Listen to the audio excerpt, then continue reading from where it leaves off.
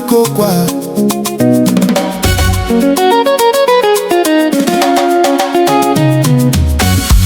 Akokwa gadinu AUPPA gana n'ihu ụmụ Akokwa bịanụ anụmbada kwụtara ụgwọ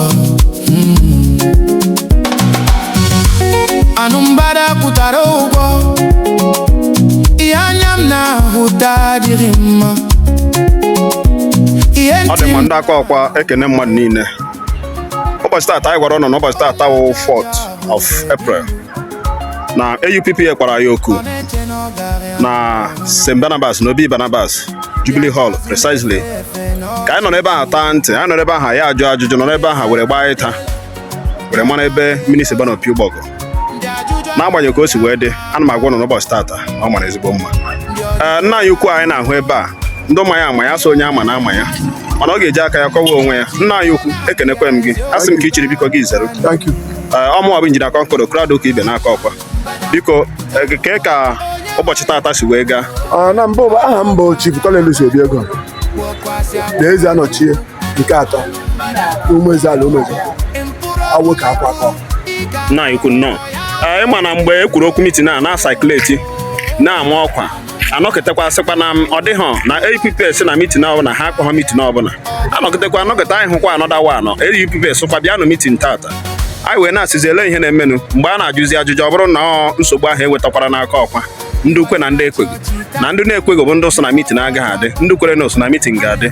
Anyị were sị ka anyị lee na tata ọhịa m onwe m ji wee bịa ka mara ma mitin ahụ ọ bara aba n'eziokwu. A sị m ka m jụọ ọgụ mitin ahụ ọ bara n'eziokwu? Ọkwa mitin ka anyị nọ n'elu, anyị na-emebu mitin ndị mgbacha ka anyị na-achọzi ime. Ịbịa n'obodo ofe ka adịghị n'obodo akwụrapụrụ ọnụ. Otu a ka ọ dị. E nwere ndị nwa ihe n'Akokwa mee ndị na-amaghị ndị na-eri aka azụ n'Akokwa na-eri aka azụ na-aga ndị ụmụ ihe n'Akokwa na-eme ka Akokwa na udo na ihe niile dị n'Akokwa ka ọ gaa. So ọ bụrụ ma taa anyị emechara mitin kwuo otu Akokwa ga ihe Akokwa chọrọ bụ udo, anyị achọrọ pisis nke na-abụ fesi esemokwu enwere, ọ bụghị sekọnd, ọ bụghị ten. Mgbe Alibas chịrị Akokwa enwere esemokwu, Alibas ma etokọ ya. Mgbe Kristian nke Owerri Akokwa mgbe ọsọ emere ele onye bụ chairman mgbe ahụ bụ Ifeanyị ọya prezident Akokwa mgbe ọ dị mma. Nna anyị ukwu emechakwara udo dị. Ọ dị mma, udo ga-adịkwa. Ọ ga-adị. Ihe ọzọ anyị chọrọ ka anyị mata bụ ịma ọtụtụ na-ajụ mgbe ahụ sị ele ihe mere eji hapụ Akokwa Hall na-akpọ oku na Jubilee Hall. Biko ele ihe a gwara anyị tata mere oku a kpọrọ tata ji wee bụrụ na Jubilee Hall? Elekwana ihe nwere ịgwa ụmụ Akokwa nke esi ọ bụrụ na akpọ oku ọzọ echi ọ na-abụghị na Akokwa Hall? Gaa n'ihu. Biko ihe nwere ịgwa ụmụ Akokwa ahụ dịka onye nwa ebe ochie amụghị ọkụ n'otu a ya lọchia ya menisha Akokwa bụ ofu ka anyị adịghị abụ. Adị nke ọzọ dịka ibe ya arụ ihe anyị ji bịa mitin ebe a abụghị na anyị adịghị ike, ihe anyị chọrọ bụ udo. Ofe ka amaghị ihe ọ bụrụ na onye ga-egbachie họọlụ Akokwa nne ya ataghị $1, nna ya nwere ike ọ taghị $1, mana ihe anyị ji gaa ebe abịa ime mitin ata mee mitin bụ anyị achọghị ọbara onye Akokwa ịtụna ma ọ bụ ka anyị nwa bụ ndị Akokwa sị a gara eme ihe gbuo nwanne anyị. Ọ ihe dị ntụ njọ anyị achọghị ya. Anyị emechakwara mitin, next mitin ọdụ anyị ga-eme ọ gaghị abụghị otu a ka ọ ga-abụ bịa abụghị ụga ka anyị. Ọ dị mma, ya gazie. Nna anyị ukwu ekene m gị. Ụmụ Akokwa ekene m ụnụ ndị a ji eje mba. Biko unu lee anya ọnụ ga-afụ nwanne anyị ebe a barịsta Ọdịnaka ala agba ọsọ ọkwa na Obi St. Barnabas ka anyị ka nọ na Jubilee Hall. Unu lee anya ụnụ hụ na mitin ahụ akpọrọ ka anyị si were gbasa. Barịsta ekene m gị. Biko mitin ahụ akpọrọ oku a tata ọ bara aba ka ọ baghị aba ka anyị mara ihe anyị ga-agwa ụmụ Akokwa. Abụ vice president Owerri Akokwa ana kemgbe anyị ji ekpọwa mitin ama ma foto m ụdị krad ụfụrụ ebe a n'ụwa na mitin taa anyị atọpụ ndị eze isi enwe na Akokwa, eze na-anọ n'ọfite, ndị bọọdụ nọ, ndị federal some branch chairmen na ebe a unity of almost community. So onwe ihe ọzọ fọrọ mitin dị very very successful. very even more than we expected. Amam na ga enwe the crowd anyị nwere ebe a. Ọ dị mma ịma mgbe e kwuru okwu meeting a na-asa akpọrọ okwu a na Jubilee Hall ele ihe mere hall Akokwa sị ga-akpọ ya na hall Akokwa biko ndị kpọrọ okwu a na Jubilee Hall tata ha gwara ihe mere jikwa ya na Jubilee Hall. Yes, akọwara anyị na ndị anyị na ha na-emekọ ihe tụrụ ọgụ and anyị nwa achọ ka e nwee ndị Akokwa na ibe ha na-alụ ọgụ maọbụ na-emerụ ahụ maọbụ ihe ọbụla ga-eme ka a dụọ aka n'ọnụ. So anyị achọcha ka a bịa na họlụ si na azọ họlụ wee lụọ ọgụ ndị jiki ga-emecha jiri aka ha bịa si anyị na-enuchi maka onye ji ihe nwata ọnwa ya ọkụ ụkwụ nwere release so a kọwara ya ọfụma ndị onye ọbụla na ebe a kwụkọrịta ibu na ọ bụrụ na ebe a ka a ga-anọ na-eme na ọ juru ahụ oyi ọ bụla eju emecha họlụ bụ nke anyị. Ọ dị mma ekenekwe gị barịsa ụwa dịrị gị na mma. Eze birikwe kachie onye eze biko ahụrụ m gị isi na Jubilee Hall wee na-apụta masị mmemme agbamnkwụ ka ọ bụ nke wedin nke isi ka anyị mara n'ihe na-eme n'ụbọchị nke taata. Okay.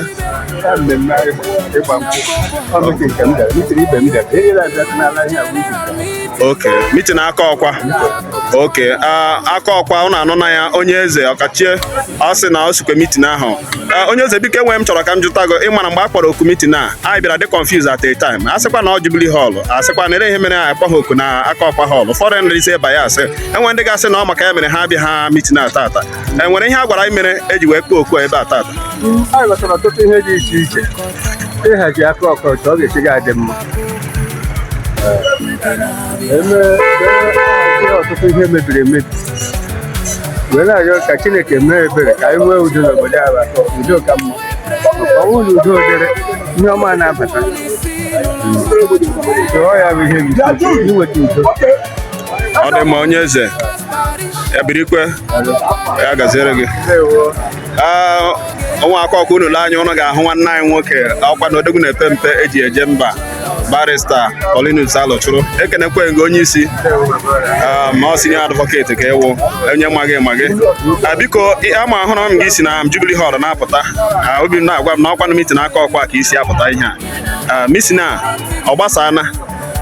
Yes, anyị emechaa na nke tata ịma meeting anaghị agwụ otu awa as long as mmadụ ka nọ n'elu ụwa a ga na-eme mana anyị anụbeghị ọrụ anyị ga-asọ ọrụ anyị anụ ụbọchị ahụ a ga-ahụ ka wee laa ya. Ọ dị mma ọ dị mma ọ dị mma ọ dị mma ya kene na m gị biko enwe m chọrọ ka ị kọwara ụmụ Akokwa ịma asị ahụjụsa na ọkwa na-akpasatasa onye na-anọ ga-eri dozi asị ya bụ ọ na-esi n'ụkwụ ma ọ bụ ebe sọrọ ya nọ ịma na ihe a bụ meeting Akokwa asị bịawa na Jubilee Hall biko elee ihe mere eji sị bịa meeting na Jubilee Hall. Adịghị akpọ aghara ndị oke ọnacha dị ekwu ya n'okwu meeting na Akokwa bụ ọdịnarị na Akokwa Hall City Center mana just like time to go in the ka ndị oke ọnacha ekwu adịghị akpọ wee na-aghara. O nwere ndị chere na ọ ga-aka mma abịa ebe a seti ọkụ a na-akpọ ọkụ na ebe hall na-agbachiri na ka nwere ike idega ihe abala Akokwa Jubilee Hall akwara seti ya bụrụ na onye gaa through the history ọ ga-amara na a nọrọ ebe a mee several meetings for several years of Akokwa so ọ dịghị out of place ịnọ ebe a na-eme meeting. Ọ dị mma ekene na gị barịsa na nkọwa nke i nyere maka na ịma ụmụnne anyị ọtụtụ anụkwana ha n'ụlọ enwekwe ndị ọ bụla ikuku aka ha si eri ozi and nke o riri onye aka ka ọ ga-ewere fọ anyị n'akpa so mee were na-asị ka ka meeting ụbọchị tata si wee gaa. Wonderful, highly impressed and every other person nọkwara ebe a ihe okwu niile ndị mmadụ kwuru contribution niile ndị mmadụ mere ị ga-ahụ na meeting ahụ very good success. Ọ dọrọ ọfụma it was well attended.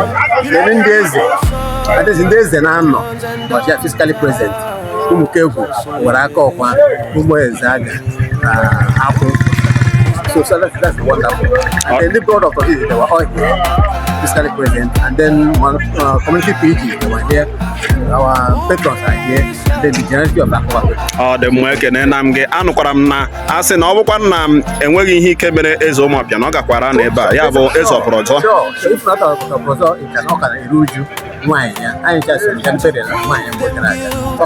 Ọ dị mma ịsọ ka mkpụrụ obi nwaanyị ya ka o zuru ike na ndokwa.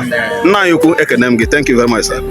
Ndị Akokwa ekene na m ụnụ unu lee anya ụnụ ga-ahụkwana nwanne anyị ihe ya bụ signboard onye ama ya biko enwere ihe m ji sị ka mmetụ gị nwe interview nwanne anyị nwoke maka ahụrụ m gị isi na Jubilee Hall apụta ma na-asị gị na ịkọ nara ndị Akokwa ma mitin a kpọrọ tata biko ọ bara aba ka ọ na ọbaghị aba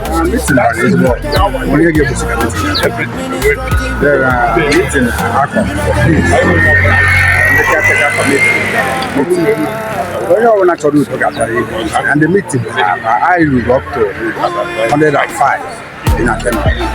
Ọ dị mma, ekene m gị biko ewe n'iwe enwere controversies anyị na-enwe kemgbe ma a na-asakileti ihe gbasara ọgbakọ a enwere today a na-asị ele ihe ejiri ekpe oku a na Jubilee Hall ọ bụ na ya enwezighị hall ele ihe a na-eme ihe nke a uru na mgbe ndị Akokwa ga-eti ihe ọnụ biko asị m ma jụọ ele ihe kwuru mere eji kpọọ oku a na Jubilee Hall n'ụbọchị nke taa. Ihe ahụ peace committee, ihe ahụ peace ka Akokwa chọrọ. Then na ya bụ meeting na several mana ndị Akokwa na-agba ọgwụ ndị mara na ihe anyị na-asị ka anyị gaa anyị na ndị taa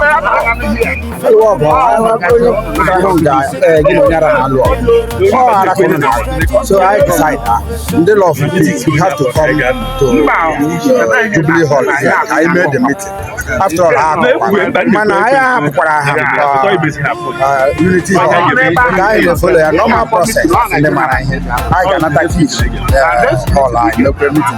Ọ dị mma, ekene na gị biko enwere another controversy ewekwu na na-ebughị oge maka ama m na ịbụ onye ihe omume juru aka maka dịka emechara meeting a ikwesịgo ka ị pụọ ugbu a achọrọ m ka ịkọwatụrụ ụmụ Akokwa enwe ụfọdụ bịa ha so youth leader ga-anwụ n'elu ya eche na anapụgo na ya eche ma ewetugo ya mana anyị nọ hakwara tata na asakwa na emekwara ụlọ inaugurate mekwa ego onye isi youth ndị Akokwa biko nke mbụ na nke ugbu a kedu ihe dị iche? Nke mbụ wụ na ịma na ndị meburu nke mbụ duly elected. Emere election. So it will make my point. Then that people nothing bad my point. So and eventually when the partnership has elapsed and the court dissolved both and then kuna na chairman then kuna court dissolved every parastatal. Then eventually in December government elapsed normal. So I resigned officially. Now this caretaker committee saw me worthy of serving Akokwa because nke mmene mbụ dị okay. Onye mee ihe mbụ imene mbụ dị mma wee kpọọ ga abụọ ha wee kpọọ m na abụọ ka m bịa serve Akokwa the second missionary journey. So I am here to give Akokwa credible service. Ndị na-ekwu na m ọwụ Okoro emekwe nke Okoro wụ ka m bụ actually na sense mana adị m young. Ọ dị mma, ekene na m gị nwanne mmadụ ya gaziere gị wadogo na mma. Thank you very much. Aha gị ụkwanụ gịnị? I am Prince Otuochukwu Akokwa Youth President. Ya gaziere.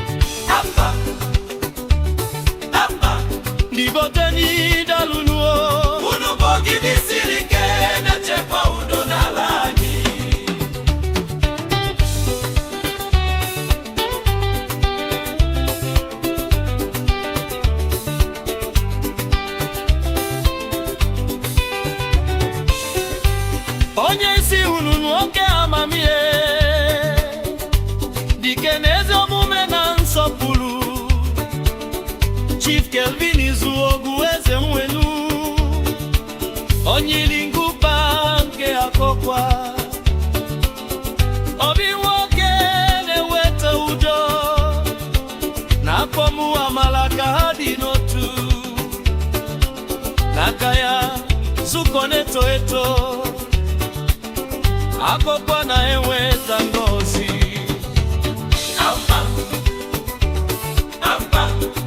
ọdịnihu